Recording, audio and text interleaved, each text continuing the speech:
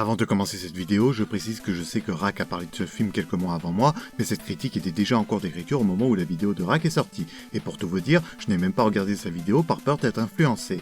J'ai un énorme respect pour son travail, alors je n'irai pas le copier comme ça. Et cette vidéo est déjà un replagiat à la vidéo d'une nostalgie critique, alors bon. Là où cette vidéo est potentiellement plus intéressante, c'est qu'avec moi vous pourrez profiter de la VF. Sur ce, bonne vidéo.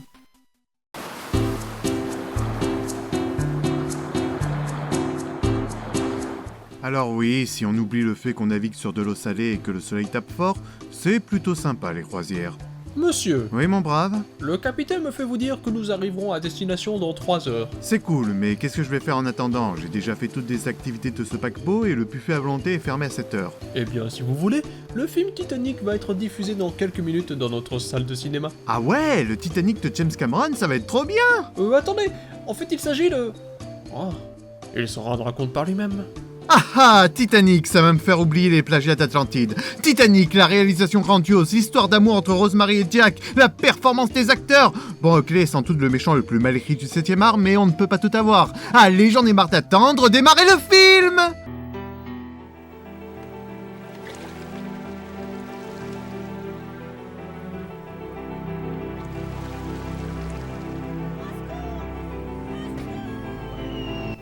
Je ne me rappelais pas que c'était un film d'animation. Hé, ce n'est pas le film de James Cameron, c'est un film de merde qui veut surfer sur le succès d'un chef-d'œuvre. Laissez-moi sortir, j'ai été piégé, à l'aide, au secours! Bon allez, ça me changera des plagiats de films Disney. Quoique maintenant ils ont racheté la Fox. Titanic, la légende continue. Nous avons affaire là à une production hispano-italienne, sortie en 2000. On croit bien connaître ses voisins, et ils nous font un coup pareil dans le dos. Et j'aimerais vous en dire plus sur l'existence de... ce truc, mais je ne trouve pas grand-chose. Si, ce film a fait l'exploit d'être tellement improbable que son existence a été remis en cause, jusqu'à ce que le Nostalgia Critique en fasse une review. Eh bien, devinez quoi? Non seulement ce film existe, mais en plus il y a une VF. Et c'est ça qui nous intéresse aujourd'hui. Le film commence sur le Titanic en train de couler. Spoiler, désolé. Et j'avoue que c'est plutôt bien en fait. On prépare les enfants qui regardent ce film à la tragédie qui va survenir à la fin. Après, ça n'efface pas les problèmes que vous pouvez voir à l'écran, car au cas où vous soyez aveugle au point où j'ai besoin de le mentionner, c'est moche. C'est mal dessiné, on sent que c'est vraiment cheap, et le fait que les monteurs changent la vitesse de l'animation comme bon leur semble n'aide pas vraiment. Pourtant, il y a un vrai effort de travail sérieux sur l'animation des expressions faciales, un peu comme pour Pokémon la série Soleil et Lune. En moins bien. Je suppose que c'est là que les dessinateurs ont concentré tout leur potentiel sur les 3-4 ans de création du film. On démarre un flashback sur une des rescapées, Angelica, notre héroïne.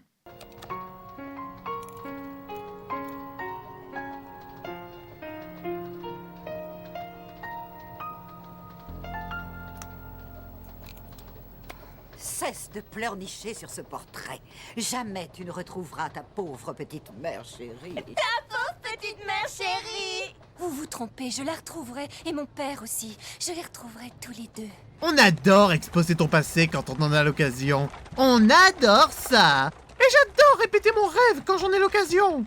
À noter que les têtes pensantes du projet ont une logique assez particulière. La première chose qu'ils font lorsqu'ils plagient le Titanic de James Cameron, c'est de mettre des personnages de Cendrillon. Parce que oui, ça et ça, c'est Cendrillon, la marâtre et ses 2 filles. Et vous allez voir que ce ne sont pas les seuls personnages inspirés de personnages Disney que vous allez apercevoir dans ce film. Il y en a tellement que j'aurais pu proposer aux successeurs de Disney de diffuser cette vidéo sur leur chaîne. Et nous voilà amenés au Titanic avec plein de gens qui montent à bord, dont des animaux habillés avec des vêtements d'humains. Ok, ajoutons Fandol et le Nouveau Monde dans la liste des trucs que ce film avait besoin de plagier. J'ai dit qu'ils avaient utilisé plein de personnages Disney, pas qu'ils se sont uniquement restreints à eux.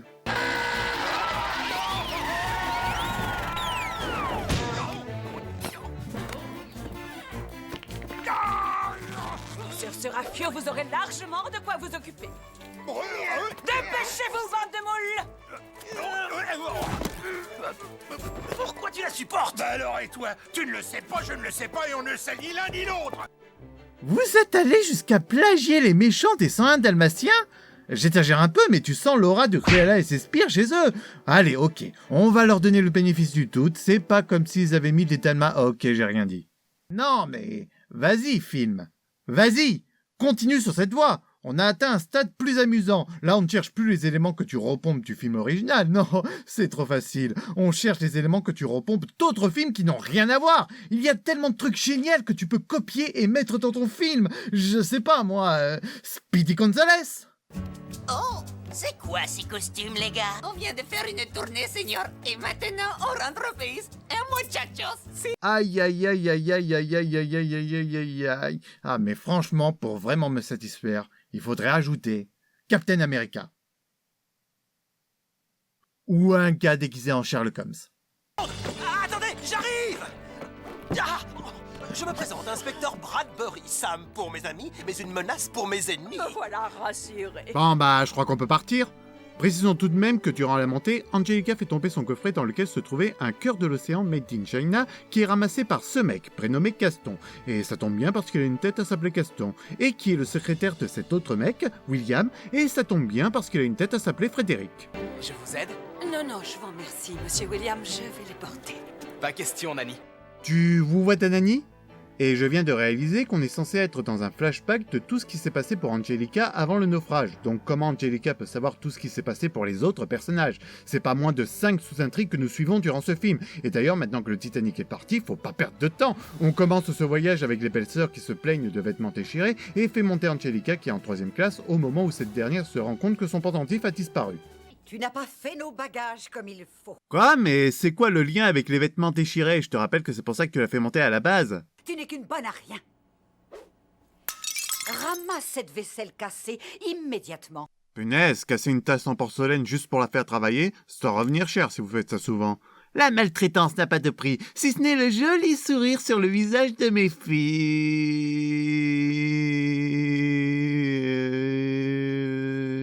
Une fois retournée dans sa cabine, qu'elle partage avec une grand-mère et ses petits-enfants, Angelica surprend un petit invité surprise. Qu'est-ce que tu fais là-haut, toi? Tu as faim? Attends, on n'a pas grand-chose, mais on peut t'en donner un petit morceau. Prends, tiens.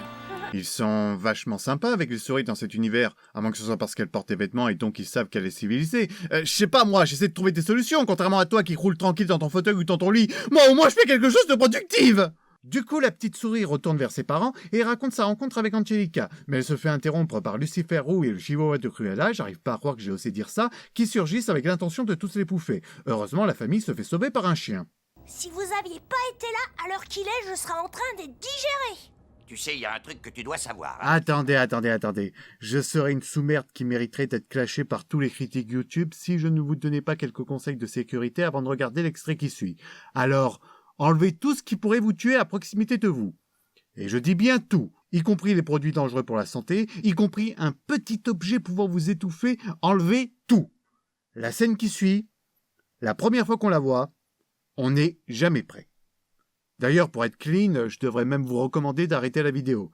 Mais c'est nécessaire pour poursuivre la critique, alors voilà. Tu sais, il y a un truc que tu dois savoir, alors je vais t'en faire part. T'en fais pas, oublie ça et éclate-toi. Working all day, now it's time to unwind. Kick back, relax, take a load off your mind. I'll be busting the moves and I'll be busting the rhymes. We'll be busting up laughing cause it's party time. Everybody's feeling fine cause it's party time. Party time, party time. Everybody's feeling fine cause it's party time. Un chien qui fait du rap sur le Titanic en 1912. Non, je sais que vous êtes en train d'appeler le SAMU car vous pensez avoir un cancer cérébral, mais ce que vous voyez est bien réel. Alors, c'était peut-être pas mal attentionné, mais je pense qu'en y réfléchissant un peu, on se rendrait vite compte que faire jouer du rap à un chien n'était pas une bonne façon de respecter la mémoire des gens qui ont péri durant le naufrage du Titanic. On passe à l'intrigue du trio de Cruella qui se révèle être une bande de voleurs qui ont pour but de cambrioler les passagers en première classe. Il y a une certaine complicité entre les personnages que je trouve assez agréable à l'écran. Dans le fond, car dans la forme c'est toujours moche. La leader, à moins que l'on dise leaduse, envoie ses sbires faire le travail, ce qui nous introduit deux nouveaux personnages, une femme portant de faux bijoux pour attirer l'œil, et un chien qui a été tressé pour faire des croche-pattes aux gens fortunés pour qu'ils tombent dans les bras de sa maîtresse. Oh mon Dieu, un truc un peu original! À moins que ce soit moi qui n'ai pas compris la référence plagiée. Maintenant, on en apprend un peu plus sur Monsieur Je vous vois ma Nanny. Vous aurez bien assez de temps là-bas pour étudier. Je sais, vous avez raison. Je me demande si ma fille a reçu ou non une bonne éducation, et je ne le saurai sans doute jamais. Oh, j'en profite pour vous interdire de nouer d'affection avec la première fille venue qui recherche ses parents. C'est pas qu'on ait eu des problèmes à cause de votre lubie à retrouver votre fille les 15 dernières fois qu'on a voyagé en bateau, mais on a eu des problèmes à cause de votre lubie à retrouver votre fille les 15 dernières fois qu'on a voyagé en bateau. Oh, ok, mais ça m'étonnerait que je retombe sur une fille qui recherche ses parents sur ce navire. Gaston va faire un tour dehors pour draguer cette jolie donzelle. Je vous prie d'excuser mon inqualifiable effronterie, mais voyez-vous, je n'ai pu m'empêcher. J'espère qu'elle ne va pas croire cette espèce de guignol tout de même. Le croire à quel propos ? Je vous prie d'excuser mon inqualifiable effronterie. Je ne vous crois pas. Oh zut, j'ai été démasqué. Et là d'un coup t'as Snoop Dogg qui arrive et qui demande au Dalmatien de l'aider à retrouver Lucifer et le Chihuahua. Comme ça, sans un bonjour ni un comment allez-vous. J'ai même pas l'impression qu'ils se connaissaient avant. Et soudain, il y a le chien qui fait des croche-pattes, qui s'invite à la conversation sans que personne ne lui ait adressé la parole et qui est en mode « Ouais, je veux bien vous aider, mais seulement quand je le pourrai ». On retourne sur l'intrigue autour d'Angelica qui recherche son médaillon. Et voilà, elle est réparée. Et ne vous en faites pas pour votre médaillon, on va le retrouver. C'est la bonne clé, mais peut-être pas le bon trou de serrure. Ah non, finalement on va s'intéresser au deux voleurs qui entrent par effraction dans une cabine. Je fais tourner un peu et hop.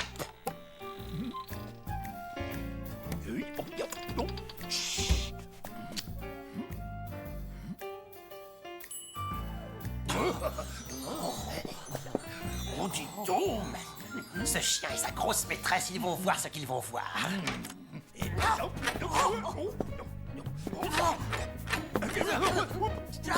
Que? Quoi? Qu'est? Et maintenant il fait tout noir?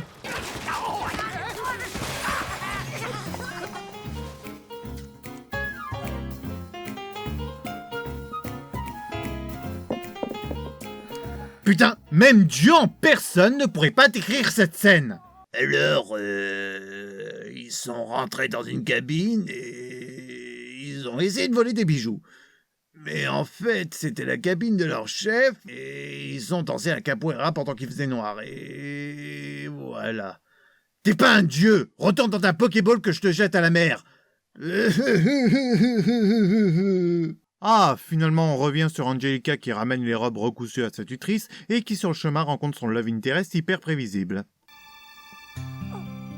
Mais c'était quoi ça? Je comprends cette volonté d'avoir son propre style en termes de mise en scène, mais sérieusement, cette rotation servait à exprimer quoi au juste?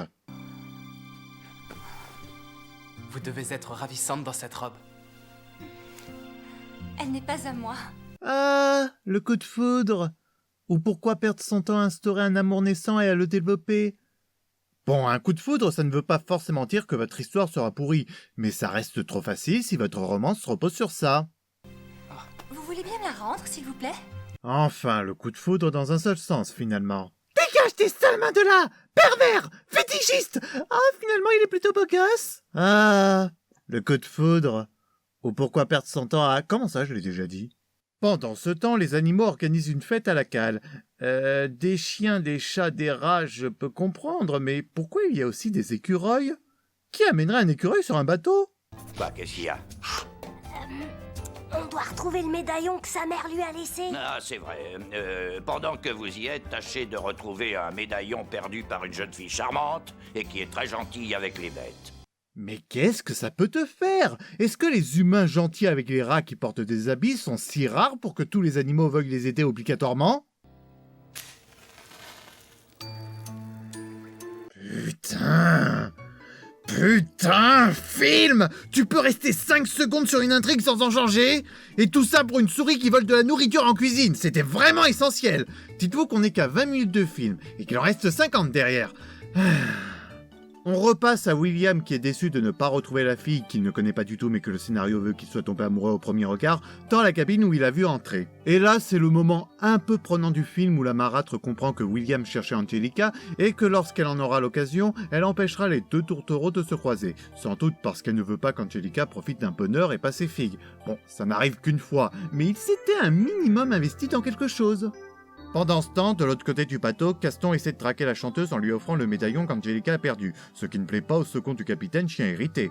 Pourquoi je l'appelle comme ça? Parce qu'au lieu de parler, il aboie comme un fou furieux. Écoutez. Ouf, ouf, ouf, ouf. Bon d'accord, c'est moi qui aboie par-dessus, mais il est une telle agressivité que je ne le vois pas autrement. Il n'a aucune autre expression qui laisserait supposer que c'est un cas sympa. Tu t'attends à ce que ce soit lui qui fasse dériver le Titanic de sa trajectoire pour qu'il fonce sur l'iceberg. Là, il est pas content parce que la chanteuse parle aux autres passagers. Donc je suppose que la chanteuse, c'est sa femme, et que lui, c'est le genre de mari possessif qui ne veut rien lui laisser faire, mais il ne s'inquiétera même pas de son sort lorsque le navire coulera. C'est là que nous revenons rapidement sur Angelica et William qui se retrouvent seuls à seuls. Dommage pour la marâtre qui se soit retrouvée par hasard, j'aurais tellement voulu voir jusqu'où elle aurait pu aller pour empêcher leur rencontre. Qui sait, elle aurait pu provoquer le naufrage avec le second Voix-Poif. Et ça aurait été une belle histoire d'amour entre eux.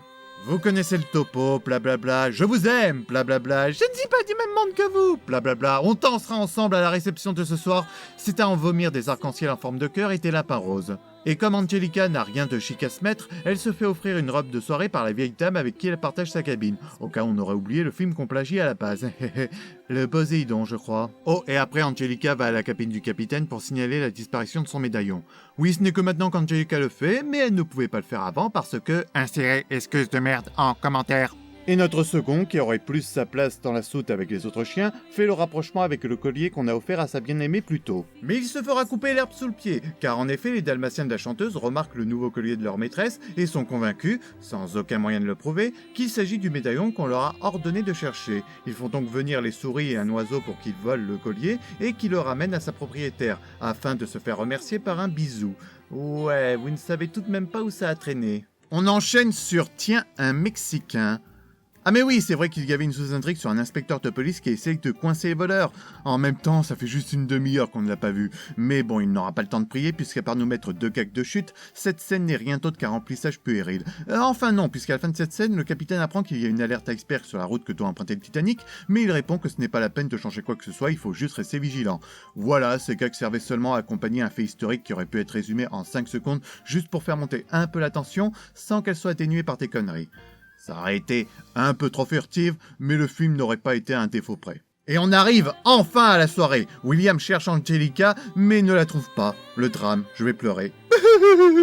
Mais non, en fait, la bien-aimée arrive avec sa splendide robe et ils se mettent à danser sous le regard des autres protagonistes. D'ailleurs, après son show, notre chanteuse est sur le point de porter plainte contre Angelica parce qu'elle a reconnu le médaillon que Gaston lui a offert, mais là, le second arrive et dit « Wouf, wouf, wouf !» qu'on peut traduire littéralement par « En fait, ce médaillon appartenait à cette fille !» Et du coup, Gaston reçoit une gifle. Le drame, je vais pleurer. Et après, on a cette scène. Tiens ça par exemple, j'avais dans mon sac un collier de perles. Et il n'y est plus. Qu'est-ce que... je veux dire, était-il assuré?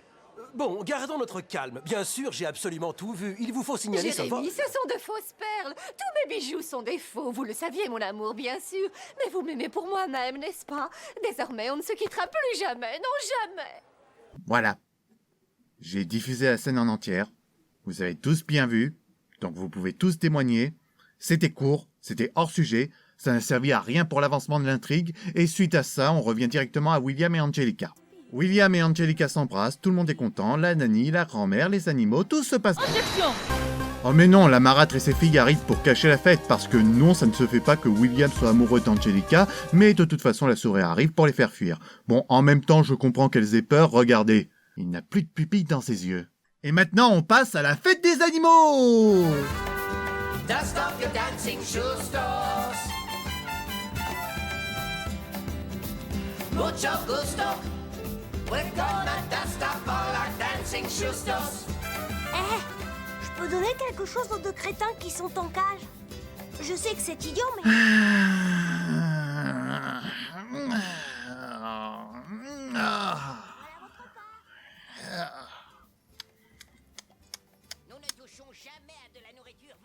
Et sinon, il ne devait pas y avoir une histoire d'iceberg avec ce bateau? Merci. D'ailleurs, l'iceberg apparaît d'un coup, comme ça. C'est un iceberg qui a appris le déplacement instantané. Monsieur William, venez voir.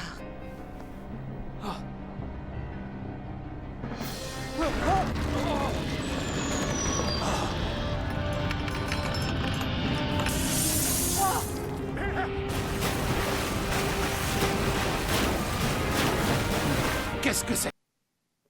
Attendez, mais ne me regardez pas comme ça. Au vu de la qualité du truc, je devrais pas avoir besoin d'expliquer que ce n'est pas moi qui ai remonté la scène pour qu'on voit le même plan 4 fois et que c'est bien dans le film. Le Titanic est en train de sombrer et c'est la panique pour tout le monde. Les passagers, les animaux et les marins qui, eux, sont devenus fous au point d'essayer d'évacuer l'eau avec des seaux. Sérieux les gars, ça ne sert à rien ce que vous faites. Je vous épargne les détails, c'est le traditionnel les femmes et les enfants d'abord. Donc on a Angelica qui part, William qui reste, celle qui porte de faux bijoux ne quitte pas le vieil homme parce qu'elle est amoureuse. Du coup ils meurent ensemble, tout comme la chanteuse. On a les deux bandits qui se font passer pour de vieilles dames. On a Gaston et le second Diabolo qui ont l'air très contents. Heureux que la situation vous fasse pander les gars. Bref, Angelica se retrouve sur la même barque que Attention chien méchant, la nanny de William, la grand-mère et ses petits-enfants, une autre grand-mère avec sa petite-fille qu'on avait vue avec le capitaine, un mec dont je ne vais pas donner de nom sinon on me traitera de raciste, et Cruella et ses compères. Oh, les affreux messieurs, ils arrêtent pas de me faire des grimaces. Attends voir, ce ne sont pas deux femmes, mais deux hommes déguisés en femmes pour pouvoir monter dans un canot de sauvetage. Jetons-les par-dessus bord. Et stop, je demande un retour en arrière, je veux vérifier quelque chose. Mais ils étaient plus nombreux sur le canot de sauvetage. Et le canot était plus gros. Et là, William prise une fenêtre sans raison, ce qui fait découper le Titanic en deux, je suppose. William rattrape un enfant qui visiblement n'a pas eu le temps d'évacuer. Les deux tombent à l'eau. Alors bien sûr, un canot de sauvetage passe par là pour les repêcher, mais une corde magique emporte William sous les eaux. C'est pas de bol. Et là par contre, il manque le plan où William est en train de couler. C'est hyper perturbant d'avoir un code comme ça. On a l'impression que les dessinateurs ont oublié de le dessiner ou qu'ils avaient la flemme. Ça suffit, coupez! Où est le réalisateur? Je peux pas travailler comme ça, moi! Au même moment, la nanny de William remarque le médaillon d'Angelica et comprend que c'est sa fille, donc scène de retrouvailles qui réchauffe le cœur de tout le monde alors qu'il y a des centaines de personnes qui se noient à côté. Tu te rends compte, j'espère, que ni ton père ni moi ne voulions renoncer à toi? Jamais je n'ai cru que vous m'aviez abandonné. Je sais pas, tu peux nous expliquer pourquoi t'as confié ta fille à une salope? Et pourquoi tu ne l'as pas récupérée plus tôt? Et qui est devenu le père dans l'histoire?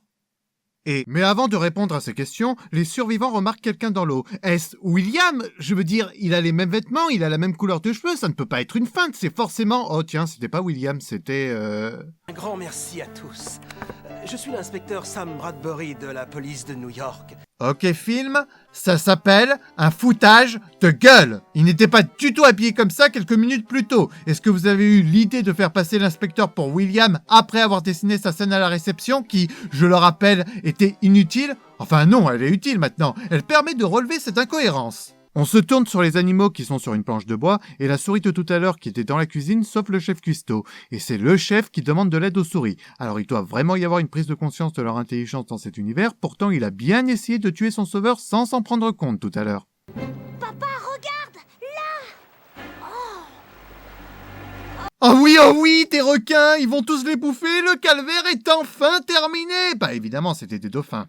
Venez sauver tout le monde? Bien sûr que non, ça nous fait marrer de voir des humains se noyer. Puis sans aucune transition, c'est le bordel. Bon, ceci dit, c'était déjà le bordel depuis le début du film. La grand-mère repère des images déjà utilisées, il se trouve que c'est William, là il y a un vieux qu'on n'avait pas vu avant, William coule, là l'inspecteur dit un truc, ça sert à rien, puis William attrape la perruque de l'inspecteur, le commandant en second continue d'aboyer, ensuite William est repêché, il se réveille, et les deux tourtereaux s'embrassent au lever du soleil.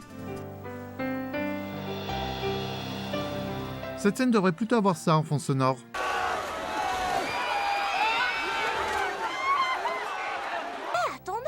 Attendez, où est-ce que vous allez? Le film est pas encore terminé. Vous avez pas envie de savoir qu'est-ce que tout le monde est devenu? C'est pas la peine, je sais déjà qu'environ 1500 personnes ont décédé cette nuit-là. Et oui, après le naufrage, plutôt que de faire un hommage aux victimes, on nous explique ce que sont devenus quelques personnages du film dans une musique tout joyeuse de tout le monde, il est content. La famille Souris s'est installée dans un restaurant de luxe. On raconte que Brad Bird s'est inspiré de cette histoire pour Ratatouille. L'inspecteur a recueilli 2 chiens du naufrage. Conclusion logique, car... on n'a jamais vu ces 3 personnages réunis au même endroit. Mais comme l'inspecteur est mauvais dans son métier, il ne réussit pas à arrêter les parodies de kidnappeurs de Dalmatiens qui se marient avec les méchantes Pelser. Depuis le début, ce film était une excuse pour adapter ma fanfiction qui met Jasper et Horace en couple avec Javotte et Anastasie. Par contre, Cruella est en prison. Mon verdict est sans appel. C'était une meilleure méchante que celui du film original. D'ailleurs, tous les antagonistes de ce film sont de meilleurs méchants que celui du film original. Gaston, lui, on ne sait pas trop comment, est devenu le majordome de la grand-mère qui côtoyait le capitaine. Et enfin, pour finir, Angelica et William se marient. Lui stérile et elle atteinte d'une ménopause précoce, ils n'auront aucun enfant. Alors ils adoptent la grand-mère, ses petits-enfants et les Dalmatiens pour compenser. Dans ce monde qui plagie Disney, ils espèrent encore l'arrivée de 99 chiots pour combler leur vie. Et là, on a 15 minutes de crédit. 15 minutes de crédit. 15 minutes où tu ne verras que des images recyclées. 15 minutes. J'espère que vous n'attendez pas une scène post-générique, là. Ah, ce film est nul. Cela dit, comme je suis fou, j'ai envie de conclure sur une note positive. Bien que très kékesque, on n'atteint pas le niveau Pocahontas ou Anastasia, qui sont tout de même de très bons films, tant l'irrespect de l'histoire avec un grand H. Si le but était de raconter le naufrage du Titanic à de très jeunes enfants, j'insiste sur le très jeune, le film réussit son objectif. Bien sûr, rien ne pardonne ses défauts, et notamment la scène du chien qui fait du rap. Mais vous savez quoi ? Cette scène a tellement fait baisser mes attentes sur tout le reste que j'ai réussi à un peu apprécier la suite. Une bonne stratégie lorsque vous vous rendez compte que votre film est pourri. Mettez la scène la plus stupide du monde au début pour que le public ne s'attend plus à rien pour la suite. Appelez cela un syndrome de Stockholm si vous voulez, mais moi je vais garder ce film en tant que plaisir coupable dans ma collection. Et puis, ce n'est pas le pire film d'animation qu'on ait fait sur Titanic. Comment ça ? Tenez, il va être diffusé, là tout de suite. Attendez, je comprends pas, il y a un deuxième film d'animation sur Titanic ? Mais comment est-ce possible ? Qu'est-ce qui se passe ici ?